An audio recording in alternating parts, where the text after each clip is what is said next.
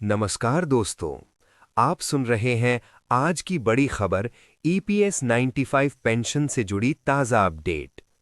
देश के लाखों पेंशन भोगियों के लिए एक बार फिर बड़ी हलचल शुरू हो गई है, क्योंकि ईपीएस 95 नेशनल एजुटेशन कमेटी के राष्ट्रीय अध्यक्ष कमांडर अशोक राउत ने सरकार से पेंशन बढ़ाने की मांग को लेकर बड़ा कदम उठाया है।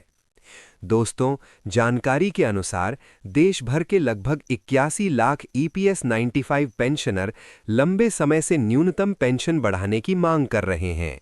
फिलहाल कई पेंशनरों को सिर्फ 1000 से 1200 रुपए के बीच पेंशन मिलती है, जो आज के समय में बहुत कम मानी जाती है। इसी को लेकर अब पेंशनरों ने एक बड़ा आंदोलन शुरू किया है। जंतर मंतर पर बड़ा आंदोलन। हाल ही में दिल्ली के जंतर मंतर पर 3 दिन का बड़ा प्रदर्शन आयोजित किया गया।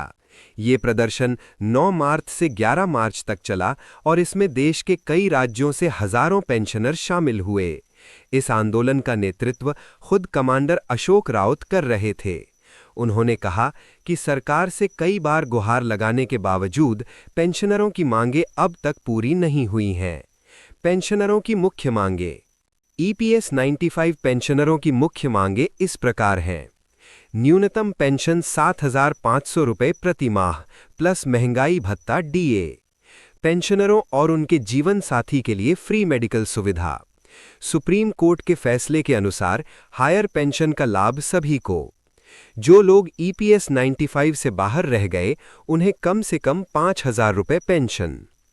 कमांडर अशोक राउत का कहना है कि कई पेंशनरों ने 30-35 साल नौकरी करने के बाद भी बहुत कम पेंशन पाई है, जिससे उनका गुजारा करना मुश्किल हो रहा है। सरकार से क्या उम्मीद? सूत्रों के मुताबिक पेंशनरों ने प्रधानमंत्री, वित्त मंत्री और कई सांसदों से भी मुलाकात की है और अपनी मांगों को रखा है।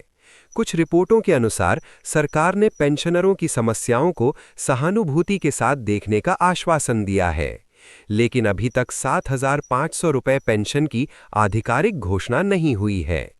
कमांडर अशोक राउत का बड़ा बयान। आंदोलन के दौरान कमांडर अशोक राउत ने कहा, जब तक ईपीएस 95 पेंशनरों को सम्मानजनक पेंशन नहीं मिलती, तब तक ये आंदोलन जारी रहेगा। उन्होंने ये भी कहा कि देश के बुजुर्ग पेंशनर आर्थिक संकट में जी रहे हैं और सरकार को जल्द फैसला लेना चाहिए। आगे क्या हो सकता है?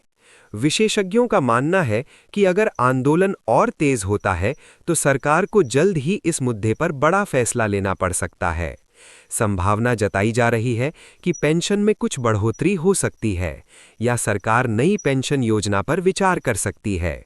हालांकि अभी तक इसकी आधिकारिक घोषणा नहीं हुई है। पेंशनरों के लिए महत्वपूर्ण सलाह। अगर आप या आपके परिवार में कोई ईपीएस 95 पेंशनर है, तो आपको इन बातों का ध्यान रखना चाहिए। ईपीएफओ से जुड़े सभी दस्तावेज अपडेट रखें। हायर पेंशन के लिए आवेदन की स्थिति चेक करते रहें। ईपीएस 95 से जुड़ी नई सरकारी घोषणाओं पर नजर रखें। निष्कर्ष। दोस्तों, कुल मिलाकर ईपीएस 95 पेंशन को लेकर देश में बड़ा आंदोलन चल रहा है। कमांडर अशोक राउत और लाखों पेंशनर 7,500 रुपये न्यूनतम पेंशन प्लस डीए की मांग कर रहे हैं। अब देखना होगा कि आने वाले समय में सरकार इस पर क्या बड़ा फैसला लेती है। वीडियो पसंद आई हो तो वीडियो को लाइक करिएगा, चैनल को सब्सक्राइब करिएगा। मिलते हैं एक नई अपडेट के साथ। जय हिंद, जय भारत।